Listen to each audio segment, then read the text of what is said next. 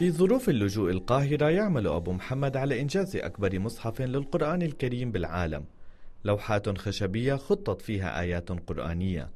الهدف منها إيصال محتوى القرآن الكريم لغير الناطقين باللغة العربية، حيث سيتم عرض هذا المشروع بعد إتمامه على منصة تفتح فيها الصفحات بشكل إلكتروني.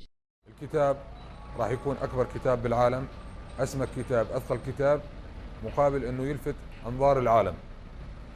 بعد لفت أنظار العالم الكتاب راح يصير يفتح ويسكر على نظام كهرباء، وأي صفحة بتفتح مترجمة لكل لغات العالم على شاشات عرض البلازما.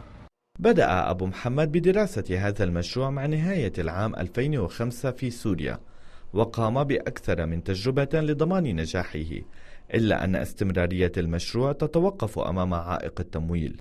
لحد الآن تمويل ذاتي إلا نسبة خفيفة، يعني شيء لا يذكر اللي إجانا، ولا الباقي كله من عملنا بالمنجرة هنا، أي شيء بفيض عندنا عم نحوله لألواح خشبية. وبالتمويل الذاتي يتم إنجاز صفحة واحدة من الوجهين كل شهر تقريبا.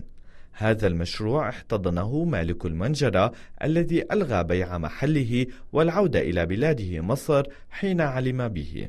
هذا عمل إسلامي فريد من نوعه، لازم كل واحد مسلم يقف فيه. فالظروف هي اللي سخرتني لأبو محمد إن أنا أوقف للمشروع هذا، وسخرت المنجرة للمشروع، ومش راح أترك المشروع ده ولا بتركه إلا على الموت إن شاء الله.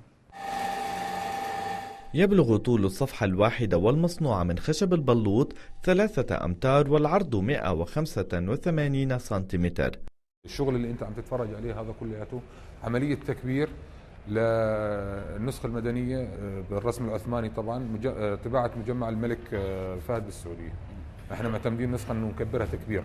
وفي مدقق، يعني في حدا بدقق، يعني بعد ما تنهي الصفحة بترجع بتدققها من القرآن؟ بالوقت الحالي انا اللي عم ادققها بالوقت الحالي، ولكن عندما بدي يعني تروح اللوحات على الدهان وخلص بدنا نجمع القرآن، المفروض انه تيجي لجنة من علماء المسلمين تدقق وراي طبعا، لانه الانسان معرض للخطأ بالموضوع هذا، والقرآن لا يقبل الخطأ.